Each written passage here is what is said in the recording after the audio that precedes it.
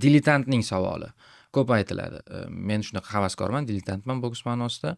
Havaskor boks bilan prof boksni orasini uzul kesil ajratib bering. Ya'ni o'sha ringdek ko'rinadi. To'g'ri, avval havaskor boksda shlemda jang qilishardi bokschilar, erkaklar. Hozir ayollarda qolgan, erkaklarda yo'q.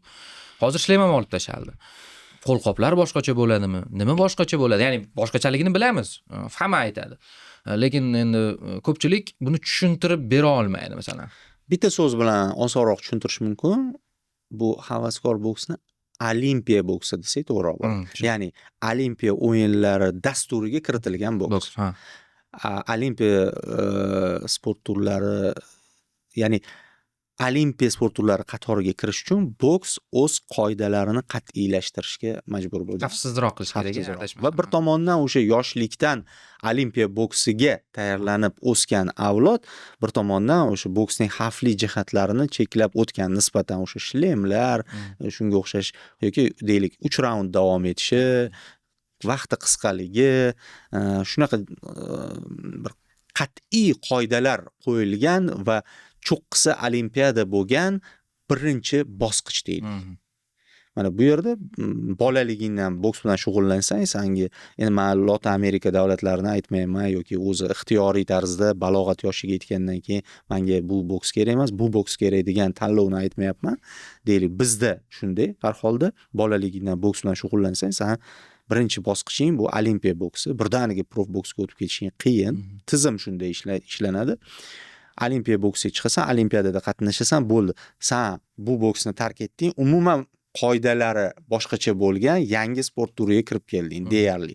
O'shaning uchun mana Murodjon Ahmadaliyev hozir O'zbekistondagi eng kuchli professional bokschilardan biri. Ha, ko'pchilik lekin u Olimpiya chempioni bo'lmagan, u jahon chempioni bo'lmagan. Meni ham qiziq ko'rindi. Men uni qo'llab-quvvatlashyapti deb o'yladim bir tomondan. Chunki Bahodir Jalolovdan boshqa bokschilarimizdan so'rashganda, hozir eng zo'ri kim desa Murodjon deydi. Men jangidan avval qo'llab-quvvatlashyapti deb o'yladim-u, lekin keyin tushundim, o'ylab qoldim hozir siz aytgan narsani. Ya'ni bunda boshqacharoq narsa bor. Bu yerda shunchaki qo'llab-quvvatlash. Ikki xil narsa-da.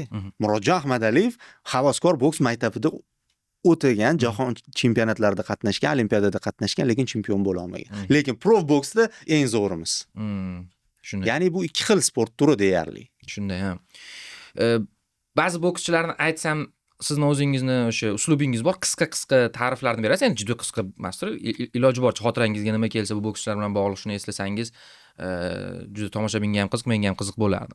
Ba'zilarini hatto aytib o'tdik, lekin ta'rif berarsiz ekan, chiziq bilan alohida ajratib. Floyd Mayweather qanday bokschi? Floyd Mayweather faoliyatni qanday olib borish, boshlash, davom ettirish va tugatish bo'yicha qo'llanma ko'rsatib ketgan bokschi. Manny Pacquiao ekstraordinar talant, noodatiy uslub egasi va boksda deylik stoyka,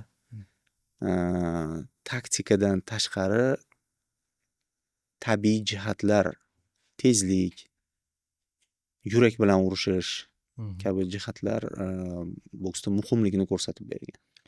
Shu joyda men ham hozir sizni eshitib turib bir narsani aytib ketish to'g'ri deb bildim. Davron aka, sharhlar, ayniqsa boks sharhlarida juda ko'p terminlarni o'zbekchalashtirgan va o'zbek boksiga olib kirgan inson hisoblanadi. Ya'ni yo'q, aytmoqchi bo'laman, kecha ham ko'ryapman-da, o'sha footwork deyapsiz, boshqa deyapsiz. Sharh davomida boks kichkina maydonda sodir bo'ladi. Futbol maydon xavfli vaziyat bo'ladi, qanaqadir fintlar, driblinglar bo'lishi mumkin. Sharhlovchi deb o'ylayman, men boksni deyarli sharhlamaganman. O'sha vaziyatda ko'proq talant, ko'proq mahorat talab qiladi, chunki u yerda voqea juda tor joyda yuz beradi, uni ochib berish kerak. Voqea tor, ishtirokchilar kam. Qolaversa 12 raundlik jang bo'lsa, ikkita qurol bor boksda, ikkita qo'l. Shunga boyitmasam bo'lmasdi. Kecha bitta shartda orqa qo'l zarbasi deyishdi-yu.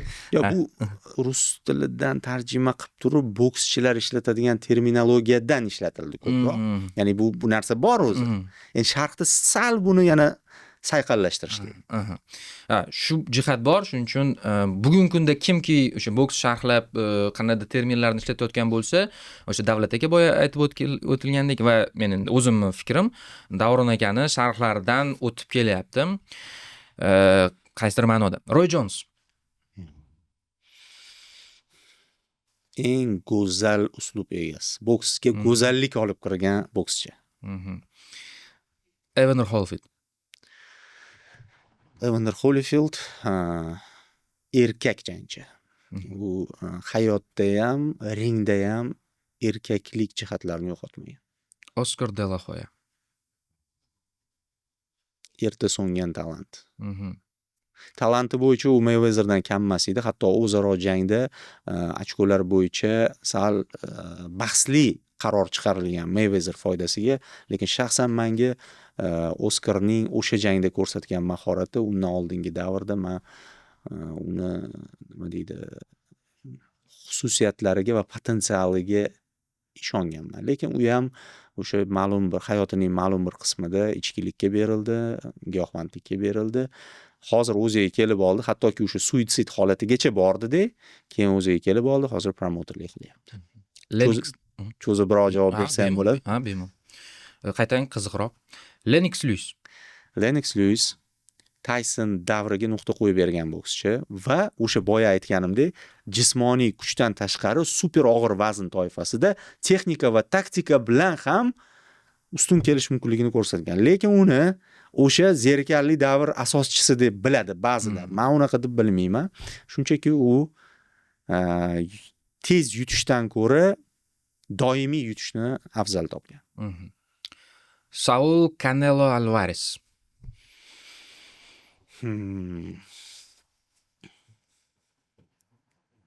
O'rta vaznni qutqarib qolishga harakat qilgan va qisman bunga erishgan bokschi.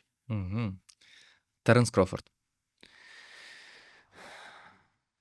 Boksdagi N'Golo Kante. Eng kamtar bokschi. Crawford hamma jihatlari bo'yicha hattoki Mayweatherdan ustun ham, lekin Mayweatherdek faoliyat qila olmagan. Crawfordni promotorlari bo'g'ib qo'yishdi, xuddi Klichkolar singari. Chunki Crawford o'zini o'zi PR qilmadi. Chunki Crawford eng zo'rlar bilan urushmadi. To'g'ri, hozir urushyapti. Hozir mana shu narsani tikladi. Lekin ko'tarilish davrida shu ishni qilmadi. Shuning uchun hozir Crawford desa, o'rtacha ba'zida boks ko'radiganlar Bor shunaqasi. Muxlislik qilmaydi. Anthony Joshua. Anthony Joshua Britaniya umidi edi. Anthony Joshua tiklangan og'ir vaznning mavqeini ko'targanlardan biri. Tyson Fury. Tyson Fury. Yaxshi ma'nodagi boksdagi lo'li. Yaxshi ma'nodagi. O'zi aytadi-yu, Gypsy King-ku, lo'lilar qiroli. U yaxshi ma'noda lo'lilik qilib, og'ir vazn toifasini tiklashga eng katta hissa qo'shgan zamonaviy bokschi. Isroil Madrimov. Isroil Madrimov o'zbek boksidagi oltin avlodning eng tartibli va talantli bokschisi. Shahram G'iyosov. Shahram G'iyosov meni fikrimcha standartlarni buzib o'tgan va ishonchsizlikni muxlislikka aylantira olgan shaxs. Bahodir Jalolov. Bahodir Jalolov. Faxrimiz katta o'zbek, bizning nima desa bo'ladi, og'ir vazn toifasida o'zbek yana bitta chempion chiqishiga ishonchimizni qaytargan bokschi. Oxirgisi, buni kechagi so'zlaringizga bog'lab so'ramoqchiman.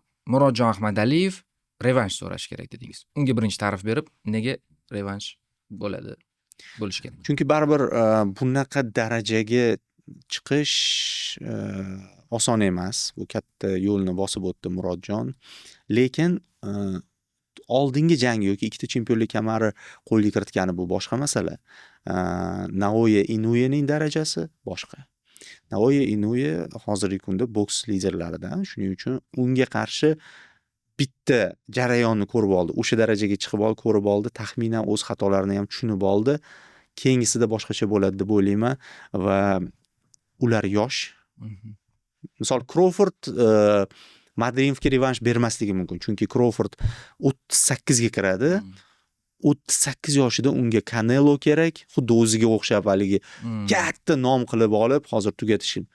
Madrimov endi ulg'ayayotgan, hozir hali ambitsiyali bokschi, u bilan ikkinchi marta uchrashishni xohlamaydi.